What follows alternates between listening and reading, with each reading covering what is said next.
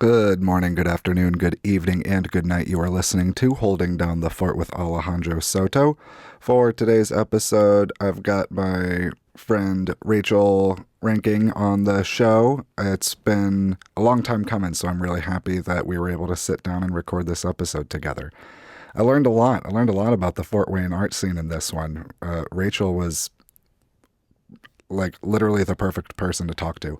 Got a real lowdown on the Arts United Center, what's going on over there. A lot of interesting stuff happening in that building, and that's going to do a lot for our local theater community and a couple other a couple other groups that have their shows in the Arts United building. Really neat to hear about all that. And and then we also hear about her work in the Fort Wayne Bombshells, and they have a show the Saturday after this episode comes out. So if you're listening to this right away, you might be able to still get some tickets to that. There'll be a link to, I'll put a link to that in the show notes. Hopefully I can find a direct ticket link for you for that. And let's see, that's, this Saturday, March 22nd. That morning, I'll be playing at the YLNI Farmers Market in the very same building.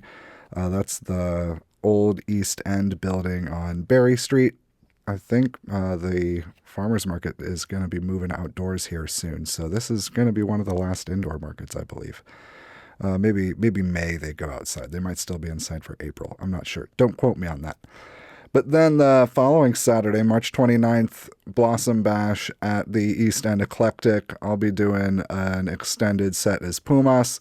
I've got Costella opening up the show. He's been really tearing it up on the scene lately, and I'm really excited, really happy, really grateful to have him opening up that show for us that evening. So March 29th, get your tickets, links in the description. You save $5 if you get your tickets ahead of time. So help us out. Buy those pre-sale tickets. Let's fill that room. Let's make it a good time. You're going to have a couple art vendors for that. A couple gals from Summit City Pole will be there doing their awesome acrobatic business. Yeah, they're always really cool. It's going to be a really fun time. The East Ende Eclectic's been a great venue for those last couple shows. Happy to be going back there. So come on down. It's going to be a lot of fun. And really, that's all I've got going on. Be sure to follow the Arts United on Instagram or Facebook. I've also got the website linked below. Follow East Ende Eclectic. Follow the Fort Wayne Bombshells. And be part of the scene. Come out to a show. Have some fun. So without further ado, sit back, relax, and enjoy this this conversation I had on this episode of Holding Down the Fort with Miss Rachel Reinking.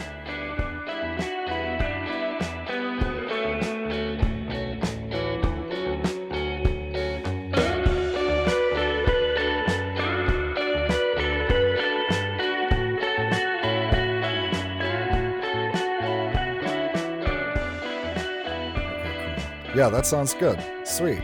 So, Rachel, thanks for being on the show. Thanks for having me. Yeah. I've been saying that I've been saying for a while that it would be cool to have you on the show, so I'm glad this is finally happening. I know, we finally got it. Yeah, it's good. That's been a part of the process with this whole thing, is just working with... that day that I was finding remixes on SoundCloud and eating my sandwich, I was also like texting 3 people and like working on 4 different schedules to like line things up for the next 3 weeks. So that took a good like 2 hours just to like get the admin 2 work or 3 recordings on the books properly lined up after like having to cancel and all that. So I'm glad that we're making it work. It's always worth it. It's always worth it. So yeah, thanks for making the time and making this happen. Absolutely. Excited to be here. Mm-hmm. So wait, you used to do a podcast. I actually I think I kind of want to start with that. Sure. If you're down. Yeah. What was that? Witchy Way? The podcast. Witchery. Yeah, all things witchy. So our podcast was called By the Moon, and it was myself and my friend Toby Newson, who used to live here in Fort Wayne, but they have since moved to Arizona and are living their best life. Okay. But we basically went through the entire year from a witch's perspective of all of the different new moons, full moons, affirmations, exploring your own practice, and ways to kind of just dip your toes into it without being like ascribed to a particular practice, because I kind of draw from everywhere and I use it as a form of self-care more than anything. And so do they. So that's kind of how Nice. it all came together. That's what we had bonded over, and it just became a passion, and we ended up doing it for like a year. Is that still out there? Can people find that? I Is it don't think still so up? anymore. Oh, you took it I think down. we did take it down. I think we were like, we probably should quit hosting it because we haven't been active on it for several years, but Yeah, it like, was you do have to pay to keep that stuff yeah, it was going, one of those so things, that's but fair. it was such a fun project, That's and cool. them being one of my best friends, it was just fun to do. So, And I mean, like that's like we were talking before we started recording. You do so much stuff that like I didn't even know that you had done that. So I think that's super. That's I mean that's the kind of people I want to get on the show. It's there's just no shortage of stuff to talk about. I've not to like try and puff you up or anything, but I was like thinking to myself that I think you might be the like low key coolest person in oh Fort jeez. Wayne. Like you, like no, I don't think people realize like how involved you are with the art scene on so many different facets. Like you're just like like this engine behind so many things that are going on that like I'm glad that we're gonna get to dig into a little bit of that today. So, but the Arts United stuff. Tell me about what's going on down there, because you know what's up with that. And I don't. So Yes, fill me in. absolutely. So, I am their director of communications. Okay, that's what I So, thought. Yeah. yep. So I am in charge of all things marketing and communications wise PR for Arts United of Greater Fort Wayne. And we do own several facilities. I won't go into my whole Arts United spiel for you, but we are in the midst of an expansion and modernization project for the Arts United Center on Main Street. Sweet. And our tentative open date is around fall of this year. Oh, sweet. And so we are really just bringing things up to code as far as accessibility goes, and trying to go beyond that. The building was Nice. opened 1973, designed by a renowned architect, Louis Kahn, and this is his only performing arts theater in the world. Oh, no way. So, yes. And so we actually just got the designation for being on the National Register of Historic Places Oh, in the last cool. 6 months. Yeah. Oh, cool. So yeah, that was a really exciting day when we finally got that confirmation back in. Yeah. That's So awesome. we've Was got that. he the architect? Was he like a student of Frank Lloyd Wright or something? They Is there actually anything kind to of that, or were am I right. making that up? No, they were right around the same time, Okay, actually. yeah. So he was, for all intents and purposes, one of what they call like a father of modern architecture. So when the organization originally set out to build a campus for the arts, which was a much more comprehensive plan, they were looking for a consultant who would be capable of creating what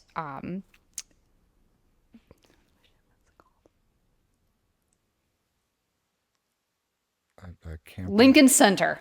Oh, That was oh, wow. wait, So where's that? Is that in New York City. okay? That's what I So, thought. Okay, yes. yeah, yeah. So essentially, Fort Wayne was looking to replicate what they had at Lincoln Oh, Center here oh, in Fort cool. Wayne. That was the original game plan. Okay, So, how did it turn out? Is that so what we got? monetarily was a little disjunct.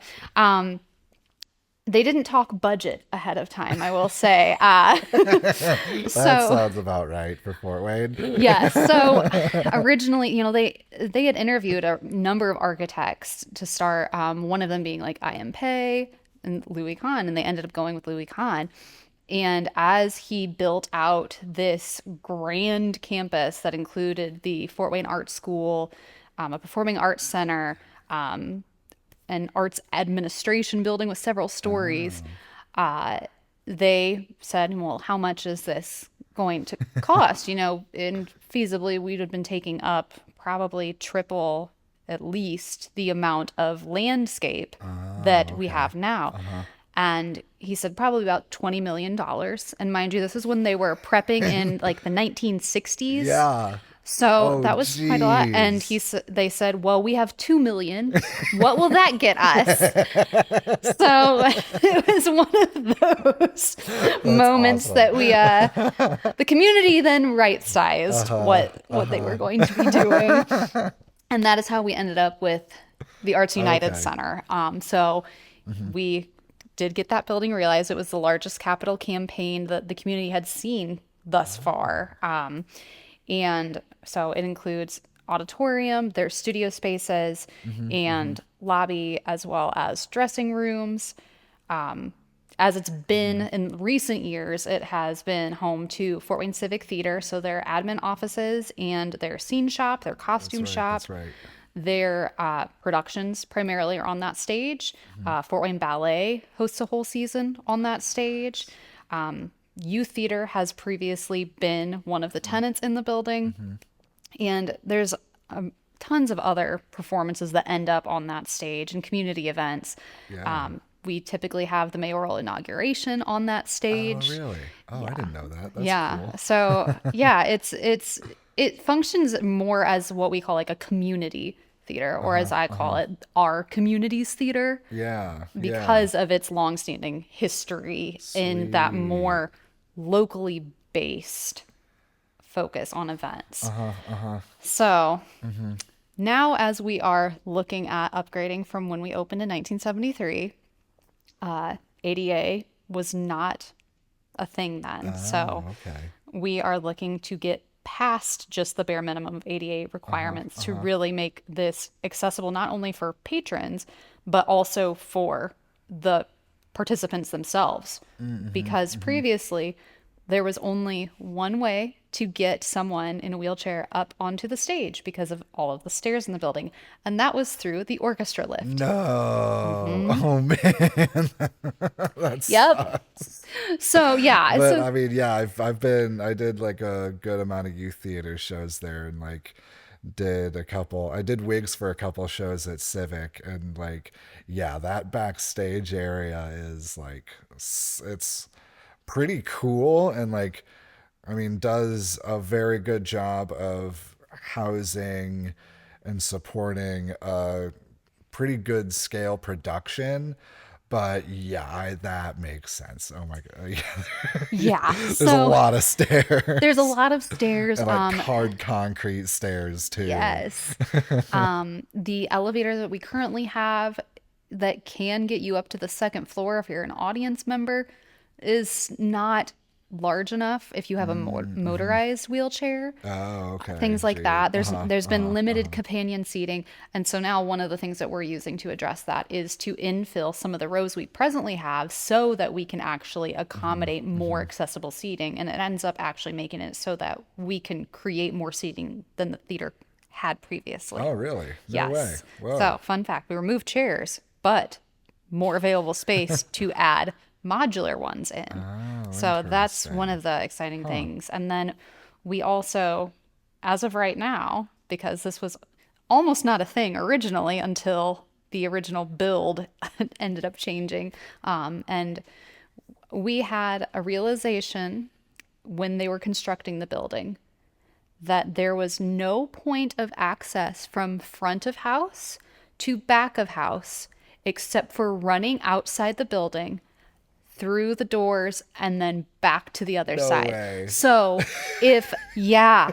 So if there's someone on tech staff that's trying to relay something like, hey, we Uh-huh. got to hold for intermission a little bit longer because we're Uh-huh. prepping something, then there wasn't a great way to just say that. And you Uh-huh. would have had to run Have to outside go back outside. into the front lobby. And so That's like, how did they miss that? it's one of those things. This is Yeah. why you always want to make sure that you're very thorough in planning your construction projects, right? So that's one of the things that we've That's definitely been awesome. focused on. So that's what you've been in the building. So the little tiny door that you can use to get from the lobby to Uh-huh. backstage that our team lovingly refers as the afterthought door. So they had enough time to cut out that space so they could still Oh my have. goodness. But as of right Just like now, one yes. walkway.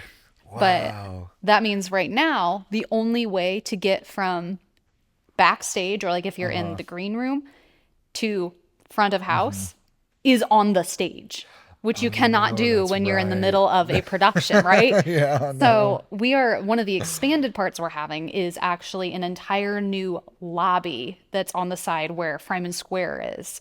So it's facing the park and it's going to extend Oh. down to the lobby so you can come out and into that back space, and then it'll lead up to our rehearsal halls. Oh, okay, cool. In addition, there's also going to be an elevator back there so that folks Nice. can get up to rehearsal without having to go up all the concrete stairs. I will say, every time Wow. I tour that building, I always close my move ring every single time Yeah, geez. because of the sheer amount of stairs. And another exciting thing as far as expansion goes, we are expanding the stage right wing because Okay. typically Oh, it's yeah. supposed to match equal sides. They didn't have that ability when they first built the building. So if I am a dancer for Fort Wayne Ballet and I'm coming off of a large run leap combo and then have to go Yeah. out to stage right, you're going to be stopping dead in your tracks so you Yeah. do not smash into the rigging or the That's wall. the ropes, Yes. right? Yeah. Yeah. So, yeah. Yeah. And so that's Oh the my other thing is we're goodness. upgrading all the theater technology because some Oh, of that stuff is cool. still original, like the rigging. Yeah, So, yeah. yeah, the rigging that has Sweet. on a pulley system, just old school, being able to Yeah. pull all of the sets, the backdrops Uh-huh, uh-huh. overhead, moving those flies, all manually done up until this point, Wow. which Yeah. is a little scary to think about if you're thinking about a Nutcracker performance where we've got Hmm, volunteers who hmm. are like a smaller ballet dancer's dad who's Yeah. helping out his daughter's first time on stage, and he's holding this massive Yeah. fly over their heads to Yeah. make sure that they don't drop it on them. Uh-huh, It's uh-huh. a little unnerving. So we're going to be getting all new automated rigging, which is Oh, really exciting, cool. and it's going to make everything so much more seamless and create so Yeah. many more possibilities on the Dude. production side. That's going to be really cool. Oh yeah, that's gonna be sweet. We're So they can also, just like run yeah. that from a board or something Yes, that, or like an exactly. iPad probably at this point. Exactly. So Nice. it's Oh, going to that's be so awesome. much easier, bringing it back Oh, into, cool. this century instead Uh-huh, of uh-huh. Yeah. Apollo era technology, as we call it. Yeah, geez. I mean, it was like 2 decades ago that I was doing shows there, and like I didn't think about it too much because I mean, like I was 10, but I think part of me was like always I was afraid of the ropes, like the pulley ropes and Yes. stuff. I definitely know I was frightened of that. I was like, man, if something go, I knew like if something goes wrong with that, like I could just the picture in my mind of having to like grab it and get rope burned, like the story of like the guy that had to do that just to like stop someone from like getting crushed by a flat of trees Yes. or something, like there's no option but just like the dude who The did death that. grip. Yeah. Yeah. Yeah. 'Cause, It's it's theater, so those are the stories that get told backstage to 10-year-olds. It's yes, things that fill them with confidence about the Yeah. process, right? So So that's no more of that. no more That's of that. awesome. So Super cool. yeah, and then the other thing on the production side, we've reopened the trap to the stage so that people are going to be able to use that whole trap door Oh, to make whoa. things. What? There's a Yeah, trap door? there is. It's been Whoa. covered for all these years. Oh, really? I didn't know Yes. that. Yeah, so we're actually Oh, creating a man. whole mezzanine so that production companies can come in Oh, and utilize that as part of their shows. So it's going to, sweet. like I said, it's going to change so much of like Uh-huh. the capabilities when you're Yeah. producing a show and scenic backdrop. All these things, all those quick changes Cool. can make a giant vehicle Uh-huh. disappear in seconds. No. Whoa. So it's like a It's a big big trap trap. door. No It is a way. I Whoa. cannot remember the measurements of it, but yeah, it is That's a awesome. sizable trap. Holy crap. Yeah. That's awesome. Yeah. Yeah, I did a production of Sweeney Todd when I was in high school. I was like a freshman. I was just in the chorus. But I wrote to get rid of the bodies that Yeah. Sweeney Todd killed. There was a two-story revolve that we built.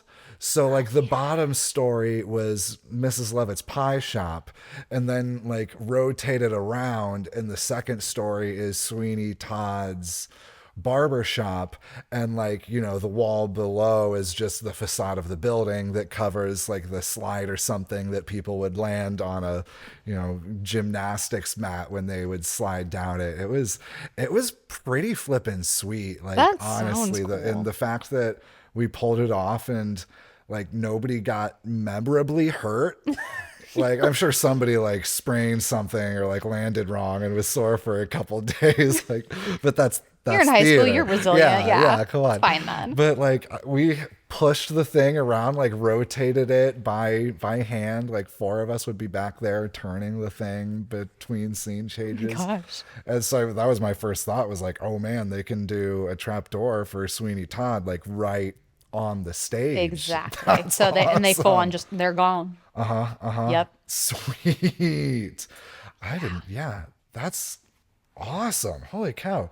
So they're like bringing, yeah, so this restoration is doing a lot to like level Yes. this building up then. Yes, That's going to be awesome. exactly. So, this has been a big project, and we've been working on it in some fashion, whether it was for the planning process or the fundraising campaign for like the last 8 years or so. Oh, cool. So, we're finally excited to see this moving forward. We broke ground in August of 2024. Okay, And cool. so it's been cool. I am able to go in about twice a month and go around and take updated pictures Oh, for not only cool. us to share, but also for our archive, which has just been Uh-huh. really, really neat because this is kind of like a once in a lifetime project that you get to see Yeah. unfold. So it's been really exciting. It's been really cool. I was actually just in there yesterday with our COO, who does a lot of our tours, and a whole class of Ball State architecture students who were coming to learn about our Cool. project, which was Uh-huh. really, really cool to have. Nice. And they always ask great questions whenever we have a group like that come in. Uh-huh. Uh-huh. So it's really neat to kind of get them thinking about how to do something like this and just the level of detail going into everything and making sure Mm-hmm. that, you know, not only are we making this is not just oh, we're renovating it because the HVAC's old. This is so that we can Mm-hmm. make this a possibility for people who have mobility issues that want to participate in, the costume shop. Maybe they want to be helping Mm-hmm. to paint sets. Maybe they want to be on stage. Right now, there's no way to get anyone up there if it's a wheelchair performer. Mm-hmm. Mm-hmm. And there's so many talented folks in town Yeah. that have a different ability that Uh-huh. they haven't been able to utilize the space to its full potential. Oh, there's the Bluetooth speaker. I knew that was going to happen at some point. But yeah, Frightened me the for a second. But yeah, so there let me sit before I get there are a lot of changes happening in the building. This is kind of like the first blush at it, but it's really exciting to see what the full potential is going to be, not only for our regular users, but also for the community. well, and maybe this is thinking way down the line, if or just pipe dreaming, but like that initial plan of a larger, like, what was it, Lincoln Center kind of Yes. thing. Like this could maybe be a step in that direction, if not establishing a whole Lincoln Center. Like I know right across Main Street, the Black Box Theater got put in like maybe 10, It was 2014. So, 2014. So yeah, just over 10 years ago. yeah. Yeah, and I did a whole show in there and like kind of helped. I don't know if, well, the Shakespeare Machine did a couple of Oh, shows yeah, in yeah. there, and like it was a super cool space to use. Like it's super sweet that Fort Wayne just has a black box theater. Yes. And so like that's, I imagine that would be kind of a step in that direction of just like creating and I mean, really improving this art district that exists right in the core of downtown Fort Wayne. Like, I mean, am I crazy in Yes, no, thinking you're that not. like the maybe grander No, plan is like to continue this process and like make the place even cooler? Like, I don't know. that's on the I book. hope So that's the direction. this is something that a lot of people actually don't realize, but we are designated as a state recognized cultural district. Oh, really? Oh, Yes. cool. So this includes our 7 venues. So it includes the Arts United Center as number one. Fort Wayne Museum of Art is also under Oh, that. okay. The Our Center for Arts and Culture, which is the building that's housing the Arts Lab Theater, the black box that you were talking Oh, about. okay. Because not only does it house my office, but it also houses Fort Wayne Ballet and their studios, Fort Wayne Youth Theater, Fort Wayne Trails, Okay. Fame, Oh, cool. and ArtLink are all in that building. Then we have the Hall Center for Community Arts. That's another Arts United owned facility, as is the Our Center. And that houses Fort Wayne Dance Collective and the Cinema Oh, yeah, Center. yeah, yeah. Okay, cool. So they're in our district. The Sweet. History Center is also part of our district. Oh, yeah. And so is the Rankin House, which is the historic house that Arch, the preservation organization, is Okay. housed in. So Whoa. we're kind of like an odd shape, but we have been officially designated as a cultural district. Sweet. Yeah. Yeah, I did not know that. Yeah, it's a little known fact. So it's one of those things that we're working toward, with this renovation and everything going on with the Arts United Center.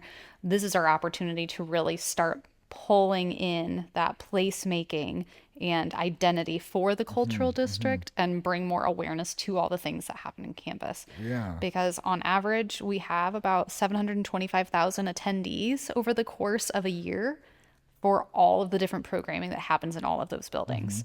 So we have a lot of touch points with people and the organizations that also have outreach that goes beyond the physical campus.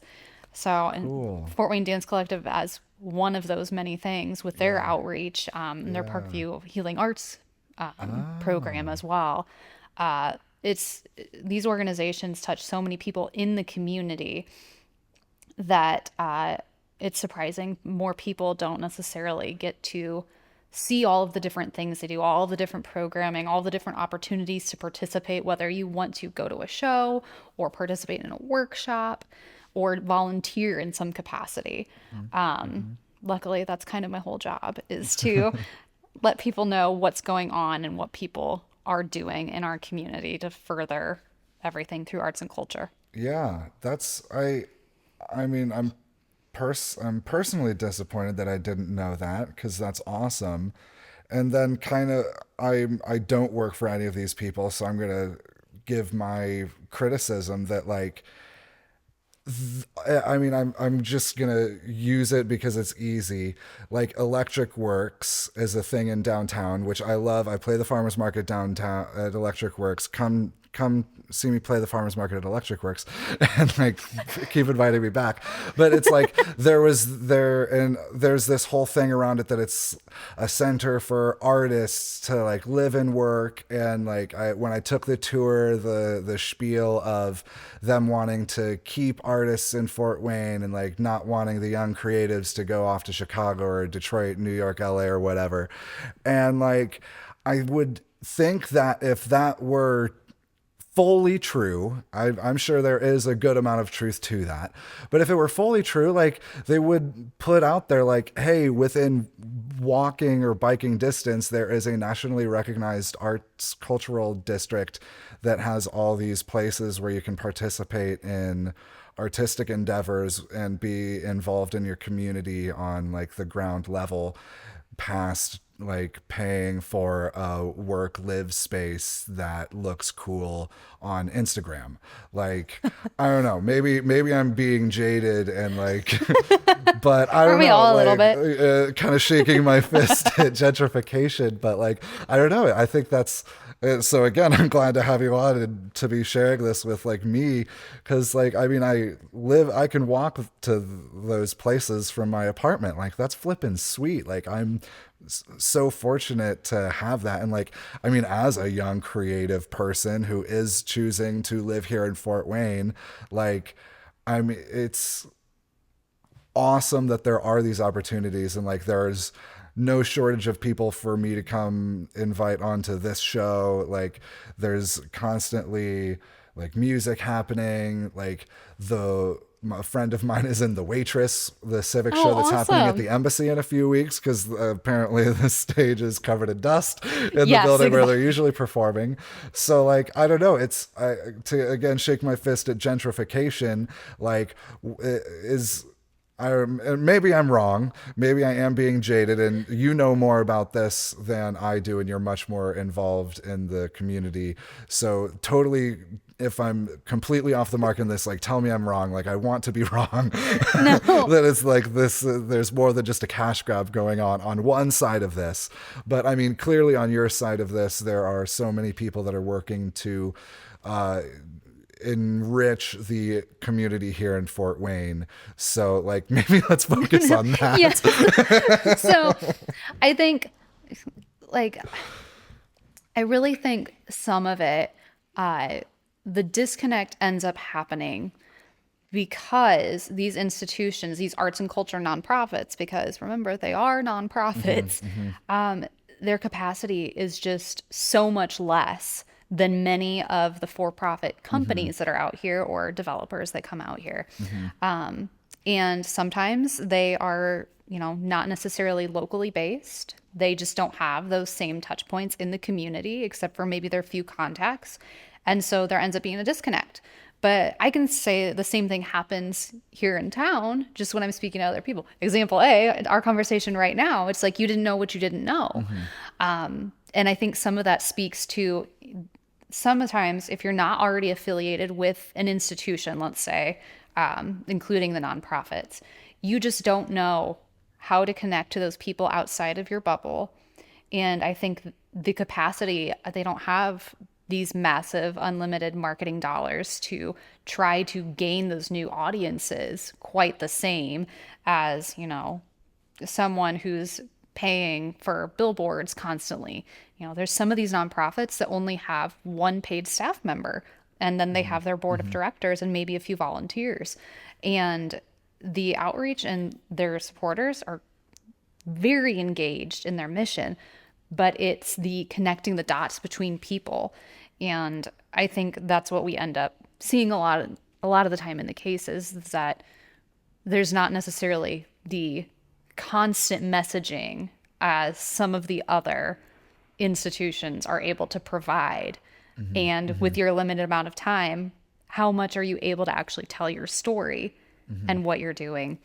And that's kind of, I'll say that's kind of the role of Arts United is to be the organization that mobilizes resources. So some of the stuff we do isn't the most sexy.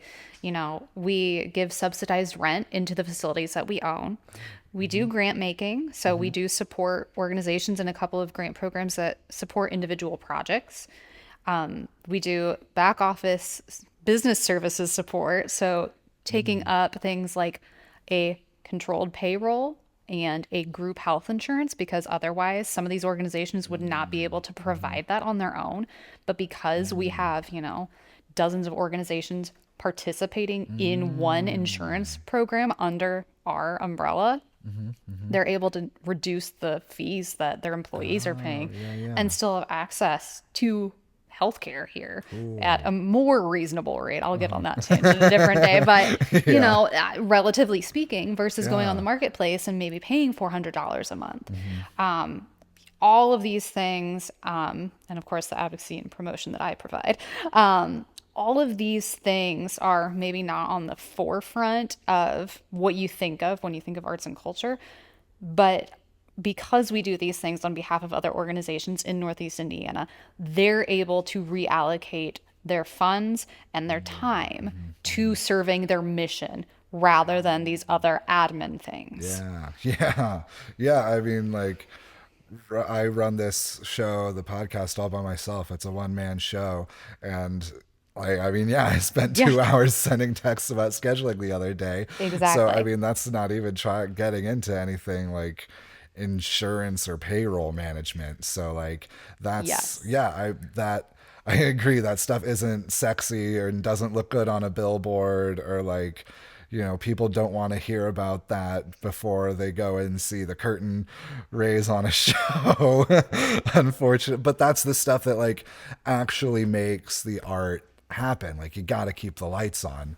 Like I mean, the Exactly. Shakespeare Machine company I worked with, like was also a nonprofit, and like is no longer a thing. I mean, I'm gonna be real, a good amount because of interpersonal dynamics of young people in a theater setting just As being happens between as artists happens, sometimes. yeah, people get their opinions and their feelings get involved, and then all wonderful things unfold that are neither here nor there.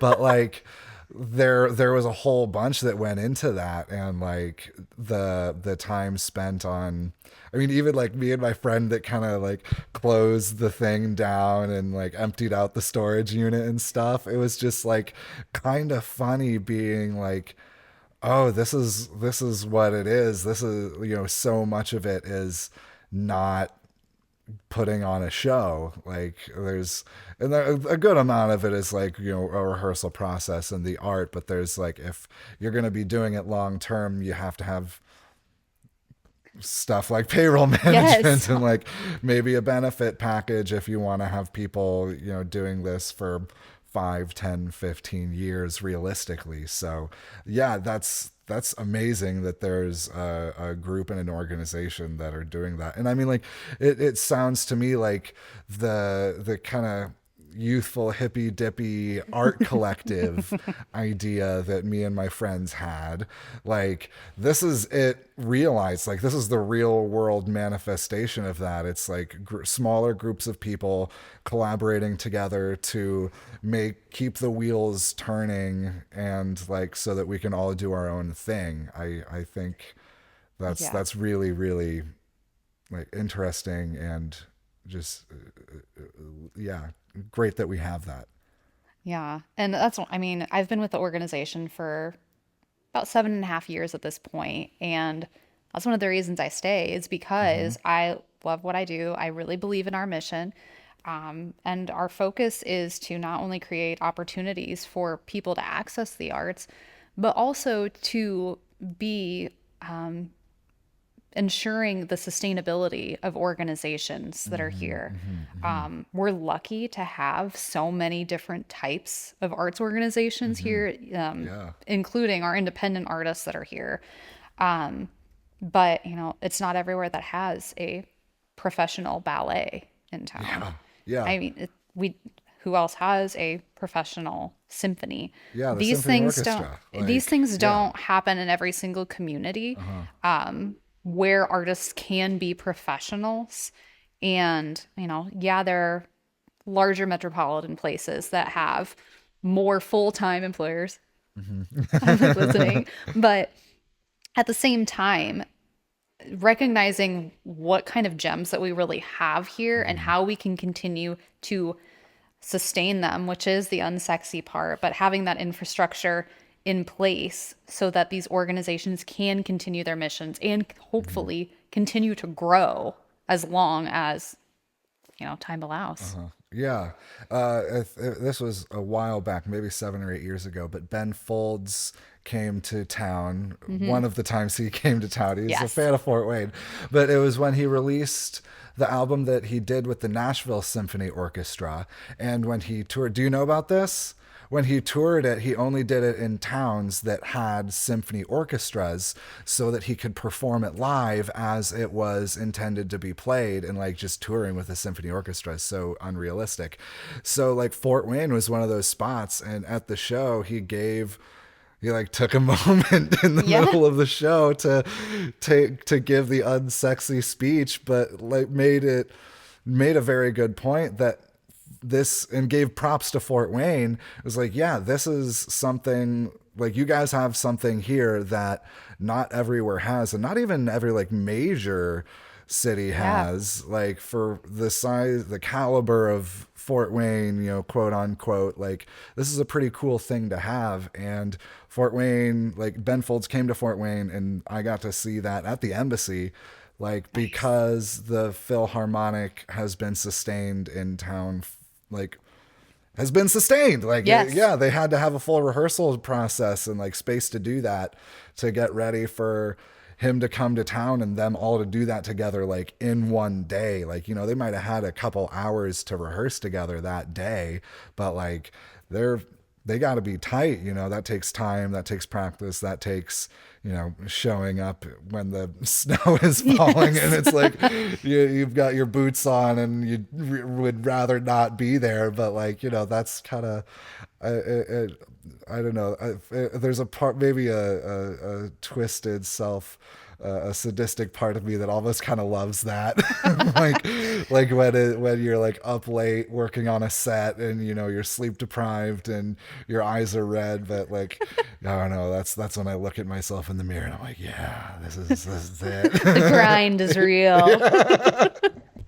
Yeah, I don't know. There's definitely like beauty in that as well. I think if a person is able to be open to it and like can appreciate that. Um, Put blood, sweat, and tears into it. yeah, Maybe definitely. sometimes literal tears. Yeah, yeah. Oh my God. Yeah, yeah.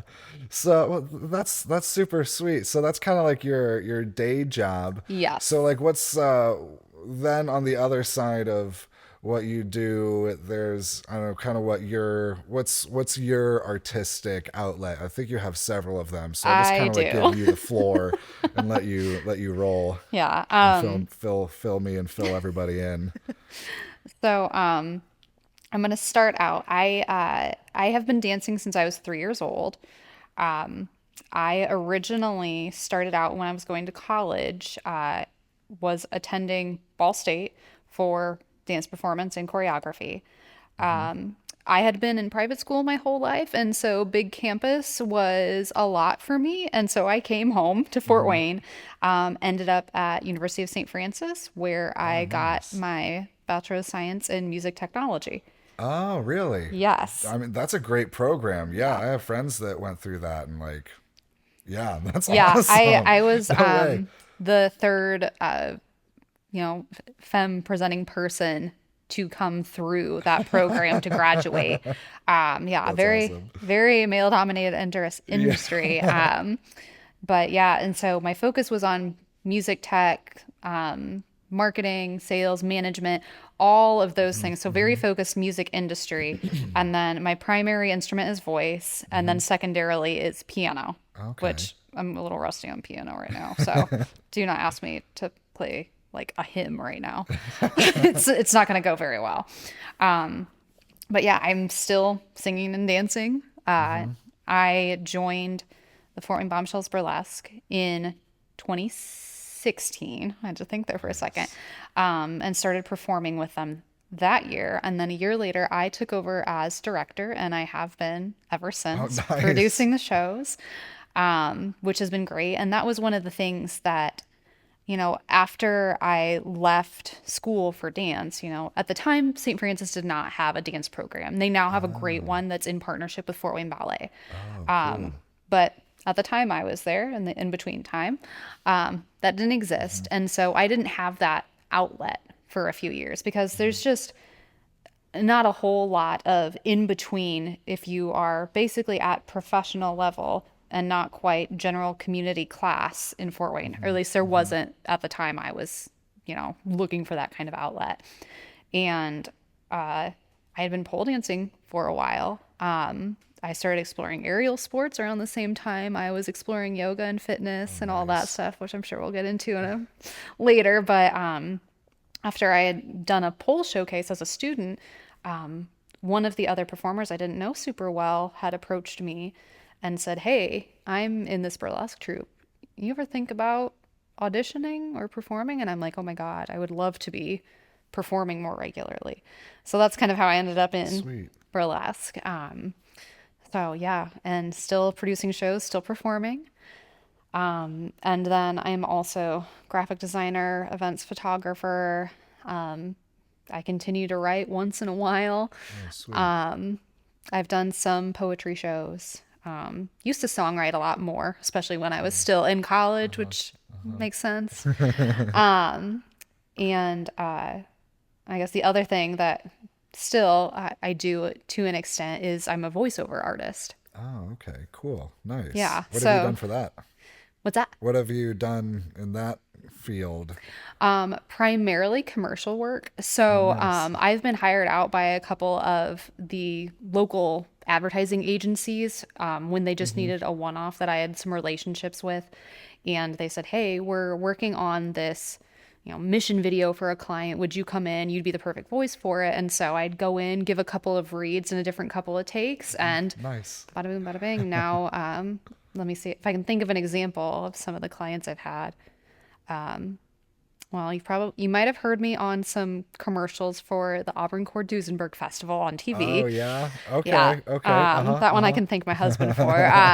But That's probably the coolest one, isn't that it? one's this. Those ones are That's funny pretty because sweet. the ad spots are so short that you got to really rifle through all that script. I will say when it comes to reading through commercial scripts and you're doing a TV spot, man, you got to Uh-huh. milk that Uh-huh. time for what it's worth. But That's why Fred Grody sells so many cars. He yeah, just talks so exactly. fast. He's Fast and loud. he has got it down pat. But the one of the more recent ones that I think is still floating around out there, I'm the voiceover for community foundations brand video that they have. Okay. So Cool. that one was cool just because it was really Fort Wayne focused. Uh-huh. Uh-huh. Nice. That's Yeah. awesome. I did a little voiceover work when I was a kid. I was talking about this the other day that I have it seared in my brain that I said the word facilities wrong. I said faculties, and I was corrected, and like little 8, 9-year-old me was like, never again. I said You that were word correctly every other time in my life. you're like facility. Yeah. Over enunciating it at that point. Yeah, yeah. Traumatized. Traumatized. But it was fun. I did a couple of those, but I never saw. I think I only once saw a like commercial that I had done a voiceover for. I did like 3 or 4 of them, and like, yeah, I don't know. I never timed it right to see my own thing. I was always waiting around watching PBS. I It was was like, stuff for like the Parks and Rec or something. It was like yeah. kids like summer program for Oh kids or something like yeah. that. So they wanted like a kid to do the voiceover for it, and somehow I got into that. Yeah, it was kind of fun. It's fun to do. And like Yeah. some of the projects are like, your inflection, and some of the inflections are a little more draining to do over and over if you have to fully have on customer service voice, Yeah. Yeah. because I have been the hold line voice Oh, for, really? yeah, for phone lines for some companies. I think, let's see, one of them was like a medical facility. And so it's just me on there, like, your call is very important to us. Like, just in between some music vibing. And so, yeah, some of those. I wonder if those are gonna be taken out by AI.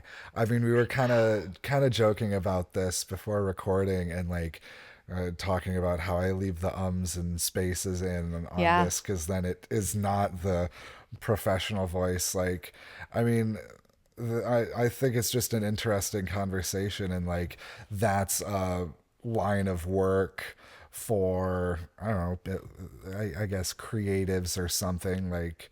And my grandpa used to do that. Like, I've got a record, a 45, with an ad that my grandpa did for the local roller rink. Oh my And it God, that's was, so yeah, it's cool. super cool. And like, just, I kind of hope, and I hope, and I do honestly think and believe that people want like human made stuff Yes. like that, that even when the AI voice generator gets so good that it is indistinguishable from a person giving an ad for a roller rink. Like, I think just at least in like artistic realms, like maybe the roller rink will lose that to AI, but like artistic things, like I feel like audiobooks that are actually read Yes. by the author will be like more valued than if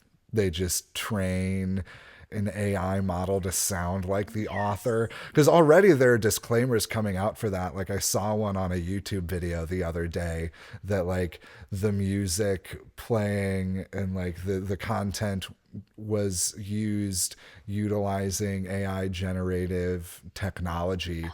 Oh, And wow.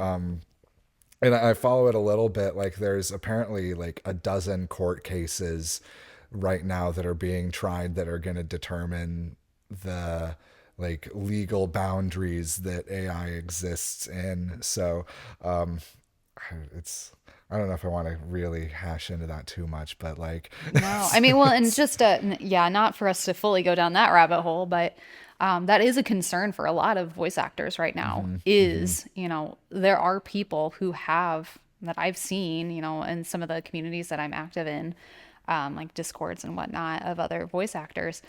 They know that they had given an audition to a potential client and they ended up uploading their voice into the AI so they could use the voice and produce more content. oh no way! Like they Yeah. used the tape the person sent to train an AI model. Yes. Oh So geez. that's one of the Oh yeah. fears I that well a I'm lot of people oh are having right now uh-huh, and uh-huh. trying to combat that. But, one of the things is like to an extent, this is my intellectual property. And Mm-hmm. so, I won't get into that, but I am a little bit of a copyright nerd. But That's cool. I yeah, I my grandpa worked as an IP lawyer for like 40 or 50 years and my aunt still does IP law. So so I kind of have like an insight into that and like a little I've at least been aware of that for like my whole life. So I can I kind of nerd out on that too. I love talk. I've always loved learning about that and like looking at cases and what the determinants end up being. Hmm, hmm. Especially as a musician too. I mean, Yeah. looking at well, yeah, you can't take this chord progression because the last 40 pop songs that came out all have it too. Hmm, Like you hmm, can't copyright hmm, that. But hmm, looking at riffs or sampling that has happened that has hmm, not been given explicit hmm, permission is kind of wild to think about. hmm. Yeah. Yeah, and the one with AI right now that I've heard about is the legal boundaries of what they're training the models on. Like there's a couple that like generate music. I know Suno is one of them and there's another one that I can't remember the name, but they pretty much just gathered open material from internet search engines and used that to train their models. So like I mean pretty much Whoa. that amounts to they just scraped Spotify for everything that was on it and scraped YouTube and Deezer and SoundCloud for Oh, whatever they could get their hands on and use that to train the model. And so like people are like, well, is that legal? And the funny thing I heard is that some of the models are like spitting out rapper tags like the DJ Khaled or like whatever like Drake's rapper tag yeah. or like DJ Snake like so the AIs are putting that stuff in songs and so like that kind of stuff is like easily recognizable as original content from that has already been created by another artist so it's already like crossing into clear plagiarism territory but there's no precedent set for this yet so like I think within the next year a lot of these court cases are going to be decided and we're going to see actual like boundaries placed on what can be made with and like done with AI generation, which is going to be interesting. Yeah. That'll be interesting. Yeah, I can imagine if you hear in like horseradish on that beat. Yeah. Hmm, hmm, You're gonna be like, huh, that sounds kind of familiar. hmm, Yeah. That'll be hmm. kind of interesting to see how that ends up playing out. Yeah. That's Fascinating and terrifying all at Yeah, once, yeah. I think. The producer DJ I really like, Mr. Bill, talks about this a lot and has like even interviewed a couple people, like a couple lawyers and people, like one person who's in law school. Well, he's studying criminal defense, but is like in the law world and is also a music producer. And like Mr. Bill trained an AI model on his discography, so it like he on his own choice put like made an AI to make music like Mr. Bill and like uses it in his own music production, and he's like, well, yeah, it does like a pretty good job, but like what it spits out isn't music, like at least not by my standard. And so like part of his process is like, yeah, I'll have it spit something out and then I'll like train it on what it spit out and I'll have it spit something else out and then I'll do that like 50 times and like then see what I've got and like maybe I can use that to make something cool. He just like, it's kind of interesting. His process is just to like destroy the sound and then like destroy that even more until it's like turned into something unrecognizable, and then like arrange those unrecognizable parts into something that is like creative and interesting and unique. It's a really neat way of like That's making music. Yeah, that's and part of why I that's really cool. like his music. There's just like, I don't know, I haven't found another artist that kind of has that kind of perspective on utilizing sound in an electronic way. Like you can't do that on a guitar. No, no, you'd You have a can't very run difficult 50 time. condensers on a synth line just and then completely peak it out and then jump that back in and like condense that down another 50 times. Yeah, you're like, Like just okay, doing fine. ridiculously stupid stuff to find some weird sound that hasn't been found yet. Yeah, I want to discover new sounds. Yeah. Hmm. Well, and I think that kind of speaks to the need that there's always still going to be, and that's my hope, a desire for the human element of Hmm. it. Hmm. Because I'll admit, I use ChatGPT for templating things. It can give you some like ideas like, okay, I'm trying to organize this thought in my head. Can you make this so it's bullet points and tables? Okay, Hmm. Hmm. great. Now it's templated out. Hmm. But it's one of those things that I still, till this point, knock on wood, people are still able to recognize when something is written by Hmm. something else Hmm. than a person. Because if you can usually tell, I've seen a couple of different social pages of various companies, whether it's a sponsored ad or whatever, come through, and it's very clearly an AI Hmm. caption because I'm Hmm. like, no one speaks like this. Like, Yeah. yes, it is technically grammatically correct, Hmm. but no one has ever formed those words together in a sentence quite that way and spoken that way on social media as a company. Hmm. You try so Hmm. hard to be personable as a company when you're speaking on social media. It's different than when you're sending out a press release or anything like that. But you can still kind of weed through it and be like, this is saying a lot of fluff, Hmm. and I can tell that someone didn't weed through it.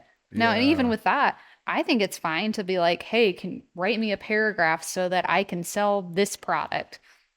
You can still scrape through it and be like, oh, yeah, I could start it with some sort of factoid question or something Hmm. like that. Hmm. Use it as a basis for inspiration, not Hmm. as, Hmm. oh, this is done. Hmm. And I Hmm. mean, I know in the education world too, that's one of those things where they can flag if it was likely AI Oh yeah. on essays that people submit, which was not a thing when I was in college. But, you're just looking to make sure it wasn't plagiarized from somewhere on Hmm. Wikipedia or Hmm. something. Yeah. Yeah. So I think I think it can be a useful tool, kind of like we were talking about with that artist, but there's still going to need to be that human curation of it. Hmm. Hmm. It's not Yeah. going to be a fully automated system, and I don't think anyone really wants the arts to be automated either. Yeah. Yeah. At least I hope not. I don't think so either. Yeah. uh, and it should hopefully be a tool, Yes. because like, and I think part of like listening to you describe the way you can point out an AI generated caption, like it's interesting because it came to that caption by taking a large data set, like combing through all that, taking kind of the mean of, okay, this is what's all in common, this is what's in the middle, and so I'm going to shoot for that to try and be the most relatable. And in doing that, it becomes actually less relatable and like becomes inauthentic or like Yes. manufactured. Like I think it's forced, right? It just sounds Yes. like, oh, like this sounds like a person who's trying too hard to sell me something, and I don't think anybody I really likes that. Like I don't think anybody, I mean, maybe I did listen to a podcast with a guy who like used to be a salesman, and he said now he kind of likes being sold something by a person who is good at selling things, and he'll just like play along with the steps of like the deal. He's like, oh yeah, yeah, I saw how you did that, how you like baited and switched me, and you like went in the back for a few minutes and just like kind of waited me out, like, oh yeah, I see what you're doing, and you're like doing it well, yeah, let's do this, let's like play the game of like you selling me furniture or, or like a shoe shine or something like that. But like I don't know, even in that, like there is an understanding that like, this is what's going on. And I think from the beginning in that situation, he like is gonna buy the thing. Like he's already decided at the beginning, I'm gonna buy this thing that they're selling me. So like let's just do the dance of the deal. But I think like when someone's trying to force something on you, like in I don't know, it makes me think of like when I would visit Mexico as a kid and all the like people on the street, the vendors trying to sell cheap trinkets to the tourists, and just like the no gracias senor, how that was like the thing my parents told me I needed to know the most was like no gracias, no gracias senor, no no thank you, because like they're all going to try and sell you shit. And like I feel Yes. like that's what AI is kind of turning into, is the, I don't know, the grifter trying to, Yes. it's the cash grab. Yeah. Well, and I think too, uh, Yeah. generally the problem that I have with the language that it ends up coming up with, I liked how you put it manufactured, because I've referred to it as almost clinical because it doesn't Mm-hmm. feel like it Mm-hmm. has that humanistic touch point. It feels inauthentic. It feels like this is what you are to say to any given human being, regardless of who they are. And you're missing the element that allows you connection. And I think at the end Yeah. of the day, that's what people want. And Mm-hmm. that's what the arts are about, is being Mm-hmm. able to find Mm-hmm. some piece of it that you can relate to, or it can inspire you, make you think in some Mm-hmm. way, not just adding a bunch of buzzwords into some copy. Mm-hmm.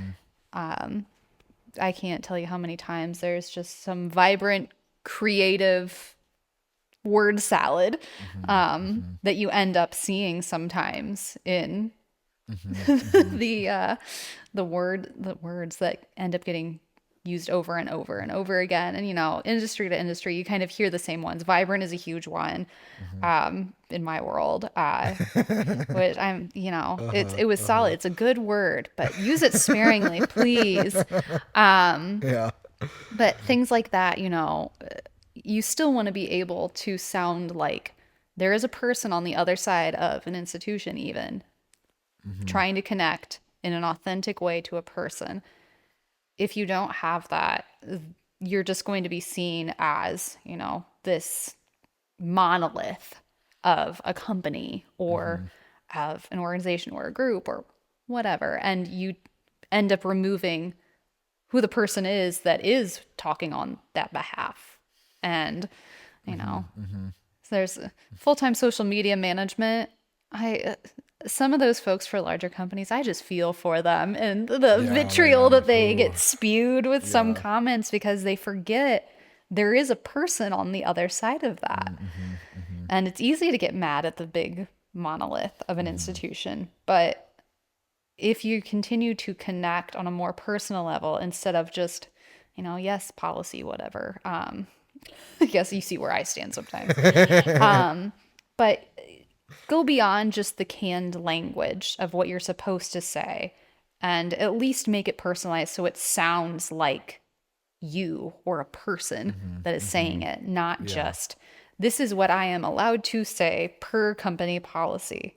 And I Hmm. know that doesn't Hmm. work in everybody's situation, but Hmm. I Hmm. think in a lot of more one-to-ones or smaller local groups, that's the thing that people really need to remember Hmm. is Hmm. finding where's that one point that we can find connection. Hmm. Yeah, yeah, and that's the realms that we're living in, is these like smaller community groups. And that makes me think of when I was in a band back in high school. We always had the mindset that whether it was like 5 people or 500 people, we give it 100%, because Yes. like we were there to like play music and like connect with people through that art. I don't know if we were able to fully cognize that as our motivation, but like maybe we just wanted to look cool for as many people as we could. But like I think that that idea of like it is about connecting with the people that you're in a room with. Like I Yes. think, and that I'm trying to keep in my like work as an artist, is how can like I be like connected with people like in a room together. Like I don't know, that's something I really enjoy about like live music and like the shows you do with the Bombshells, and just like the art shows that go on here in the East End Eclectic. Like it just brings people into a room together, and as simple as that sounds, like that is like maybe the most human shit there is Yes. Oh just my God. like getting together. And like in a world that is like the digital world, the technological age we live in, when it can get so easy to get encircled in a realm of digital screens, like having even just like an hour going out to like the Christmas market that was here, and Yes. like letting the phone be in the pocket and looking at like I met a girl who makes the glass like chains for your Oh my, yeah. glasses, like super cool. And like her dad was an old Deadhead. She commented on my Grateful Dead shirt, and like he saw Jerry, and I'm like, dude, that's awesome. What? And like, yeah, I know, right? Like,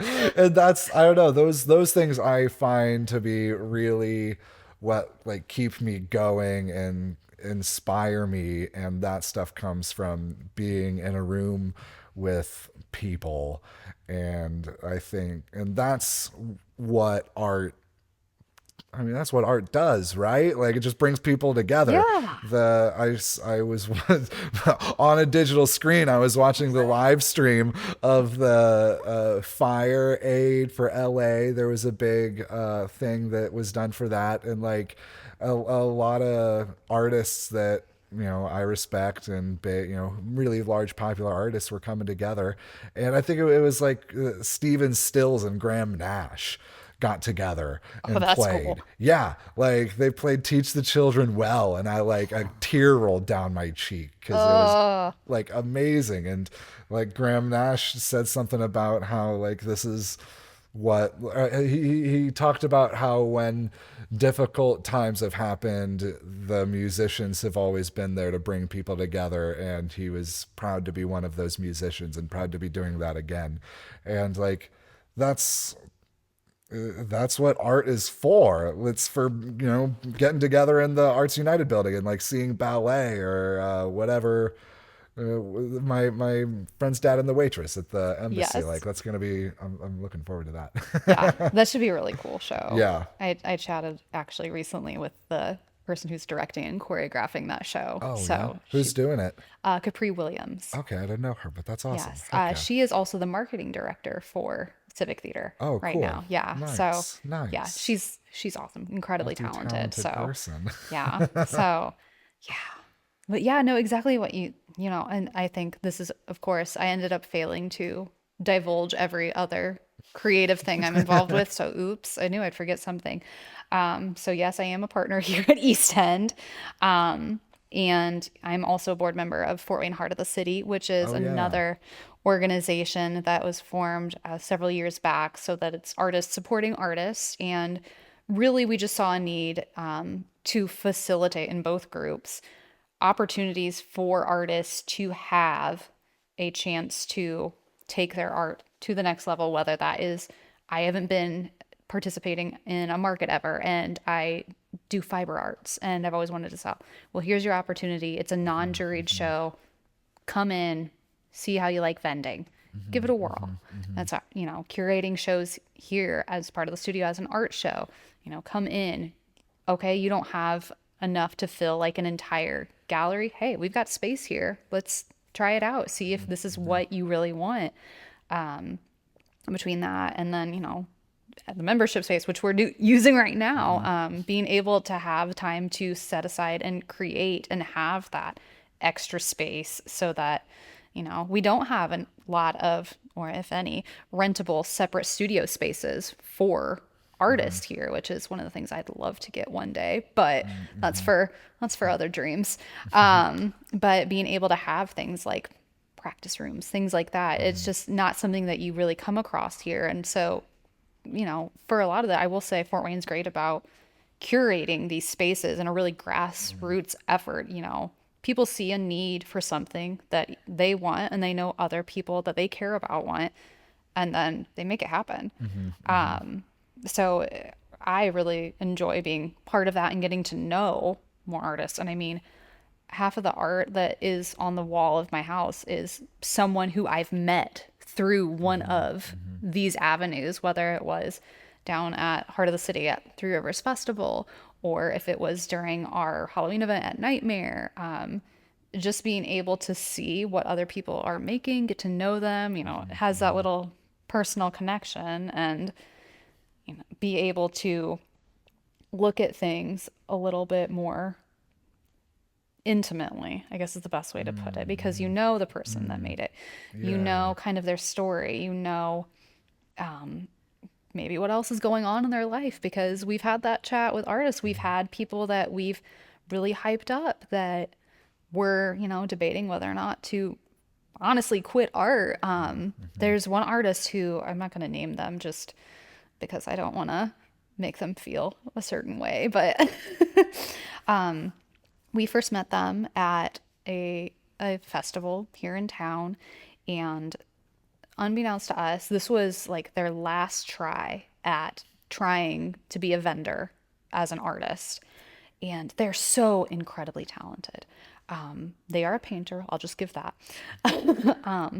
And I was just blown away by the creativity, how beautiful everything looked, and clearly like the thought, the detail that went into these different paintings, and ended up connecting with them saying, hey, we're with this art group.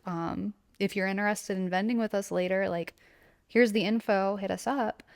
And we just told them how much we appreciated their work. And, they had a really unique booth set up that we hadn't seen amongst all of the other very, like, not to like bash on anybody, but like those very, just the traditional white pop-up tents and everything, which sometimes, that's required in some of these juried festivals. But we just really appreciated their work and ended up connecting later and continue to be like, dude, your stuff is good. And then we kind of had to coach them along a little bit, just as far as like their confidence, because I think it's also really easy to have that imposter syndrome sometimes, because you can have that comparison to each other, and even if you're not necessarily competing against them, you're like, well, I could be doing this better. Or they ended up admitting that when we met them at that festival, that was their last time they were trying out being a vendor, and then they were going to quit art. And they have continued on, and they're now working full time as an artist. And not to be like, I did this, but like, you know what I mean? But it was just, it's incredible how you can connect with these people. And I have several pieces by them in my home. And be able to, have that personal connection where you can encourage them that, hey, you're kick-ass. Let's keep up the momentum. You can do this. You know, you have support. And I think it's also really easy if you're an independent artist, if you don't have the right people behind you, you can feel siloed. That is when you get into your head more and doubt yourself. But if you have people encouraging you along the way, you're more willing to try. You are more resilient in the face of failure or rejection. And you keep creating, which is, you know, really the most important thing. Because can you make money making art? Yeah. Does it always happen?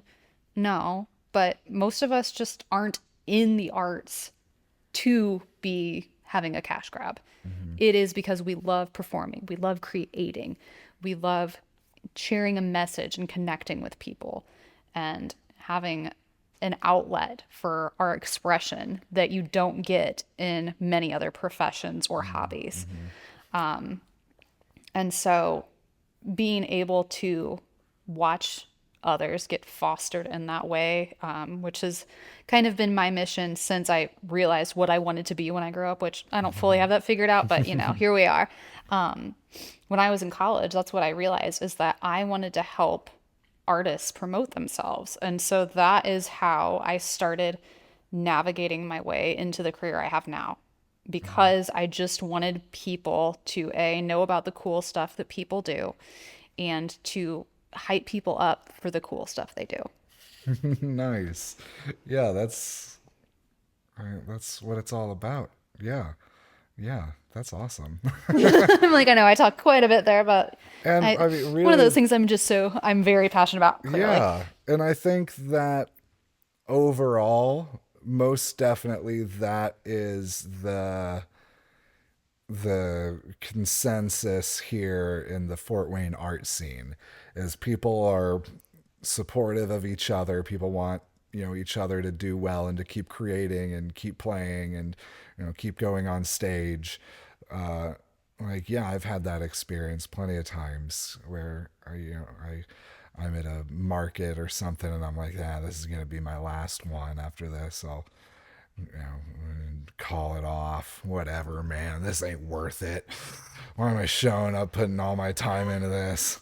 And then, like, you know, that's when some random old man comes up to me and says, you know, asks if I know this song that is incredibly meaningful and close to my heart, and like, or like, you know, someone says, hey, you did a really good job on that one, thanks, and like tells me something, and like, yeah, I could probably count on it'd probably take both hands if not more to like, if I dug and thought of like those experiences where like, you know, someone who didn't even know it gave me the inspiration I needed at the time I really needed it. And like, yeah, that's why I'm doing this, why I'm still playing, because the community supports it.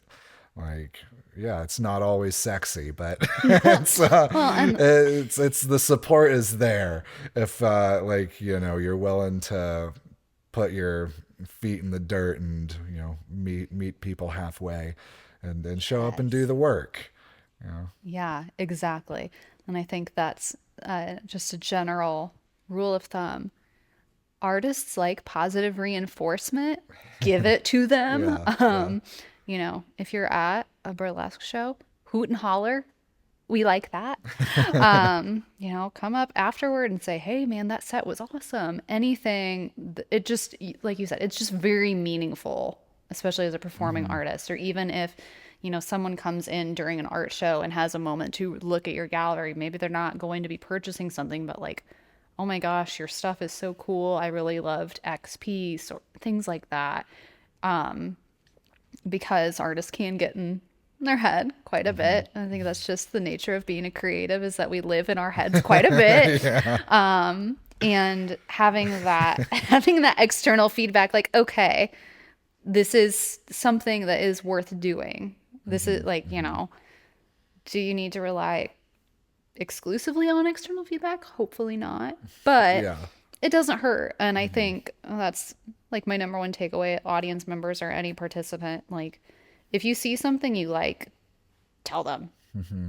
Hmm. because it can mean so much Hmm. to the creative. Yeah, yeah. The importance of the audience was made very clear to me in the pandemic Oh when my I God, went yeah. to like just playing by myself in my room. I was like, "Oh, this is good and all, but like doing this in a room of other people, even if it's just Matt Anthony's and they're at least half of them are more focused on their burger and fries than they are on whatever I'm playing, like that's still a more rewarding experience for me than playing by myself in my room. Like, and so yeah, that was a really good thing that I was able to take out of that crazy time of the world.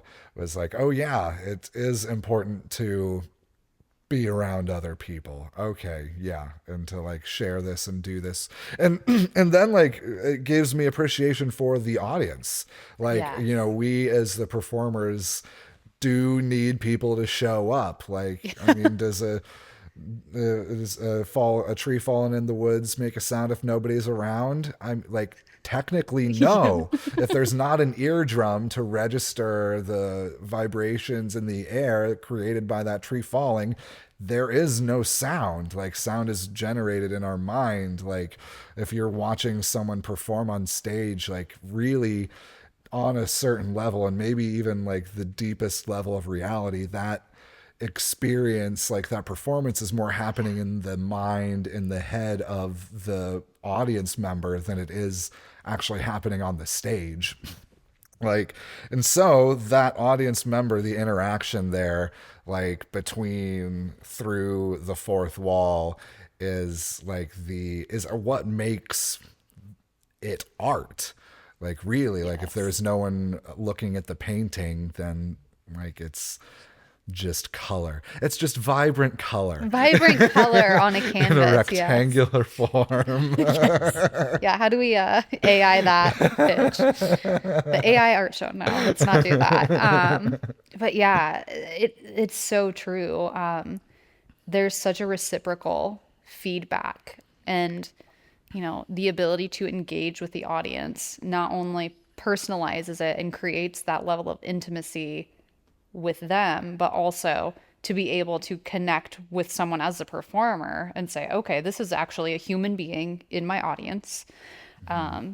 And it makes me think of, a lot of the times in concerts where, they have the big show and then they take a moment to kind of strip it back, the lights kind of come down, and they have like a real heart to heart with a stadium full of people. And you can feel that connection. You're kind of telling your story, so you feel that amount of expression, that opportunity to really thank the people who are supporting you for being there.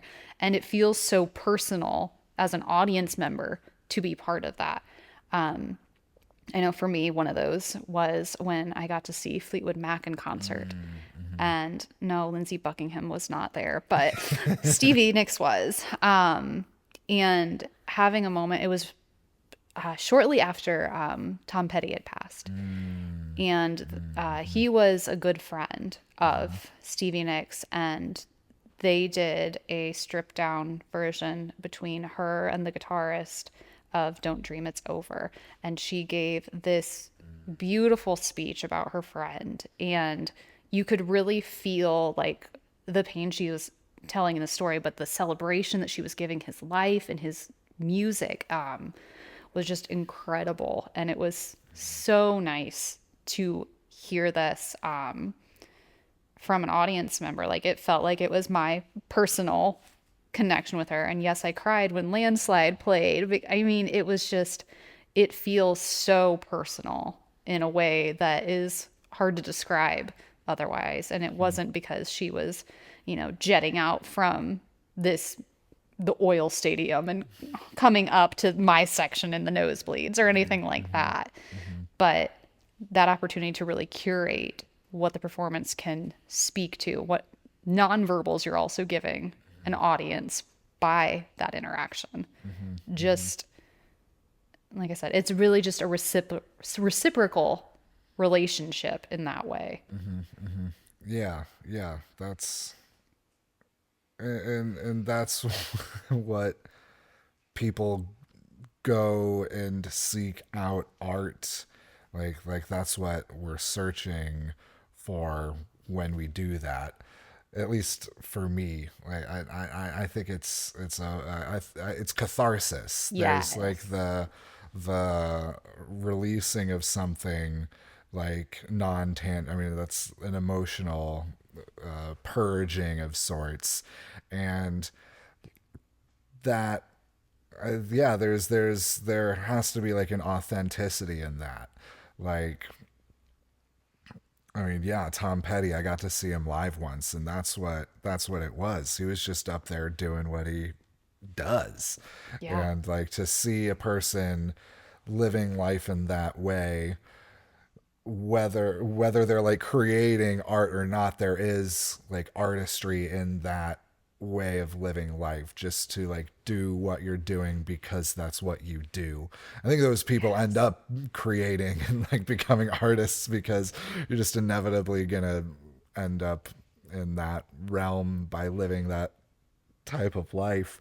But that there's I think everybody, whether they get to that full full long term, everybody has that experience and like yearns for that experience in their heart. Yeah. Like I think it's like the yearning for freedom of sorts, of whatever Yes. that is, being free from, like, and to go to a Fleetwood Mac show, or like see Tom Petty and the Heartbreakers, or like Ben Folds with the Yeah. Philharmonic, and to like share that experience and be in the same room of a as a person who's just doing what they do, and reminding, like, that reminds the audience, if they have forgotten, that's possible to do as well. And maybe that is, that is what we're all doing, like, to a certain extent, if I'm going to get philosophical. Oh, please do. But yeah, I'm immensely grateful that Fort Wayne has like built the foundation for the community that exists now. Like, I'm 30, and I have a whole bunch of respect for the folks who've put work into this scene for, like, many decades. Like, I mean, it's interesting talking to people about like stuff that was going on in the 90s sometimes. I mean, and like just the Yeah. other day I got to go through my friend's dad's old recording studio Oh, that he cool. like was working in from like the late 90s through like the 2000s and stuff. And like I got some super incredible gear. I got some bongos. I got Nice. bongos that I'm super excited to play.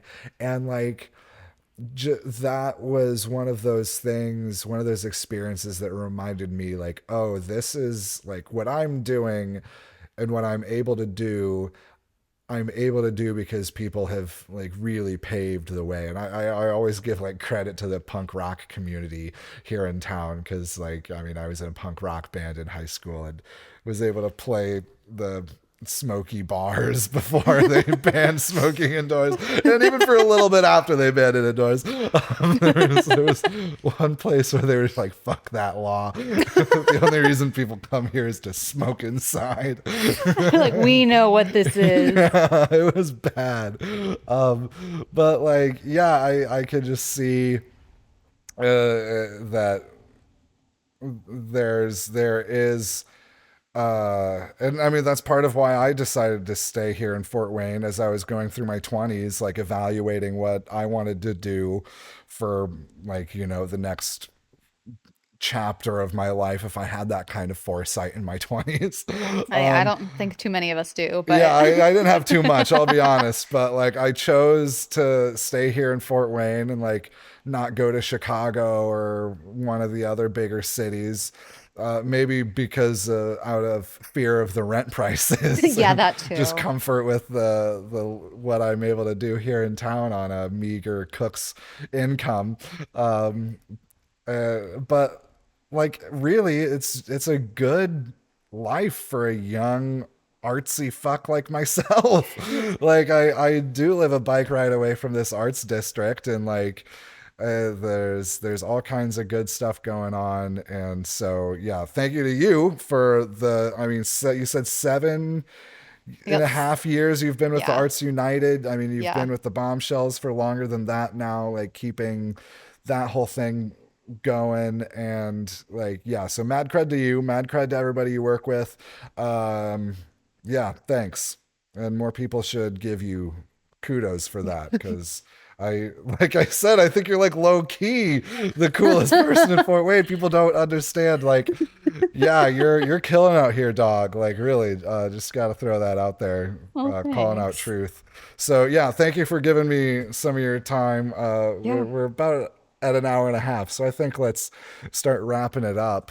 Yeah. But is there anything you want to point people towards? Like anything that's good to like? I think is well, yeah. What should people check out? What do you recommend to get involved and keep an eye on what's going on with what you just laid out?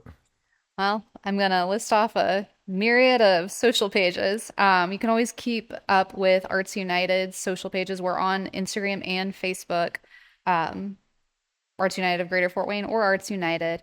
Um, and then East End Eclectic is another one. So anything that's happening at the studio, we're pretty good about sharing about the events and everything. Specific to the Bombshells, FW Bombshells. We're on Instagram and Facebook. We're just getting ready to launch the season for this year, so stay tuned Sweet. for that kind of thing. Mm-hmm. But yeah, and you can always find all kinds of events on the Arts United's website as well, artsunited.org. Cool. Links to that will be in the description. So yeah, check that stuff out. I think, yeah, probably by the time this comes out, the Bombshell season will be launched. I've got a couple episodes backlogged, so I'm not exactly sure when this will come out, but I'm think Rad. maybe like mid March or something. So hopefully before the show, because is that at the end of March?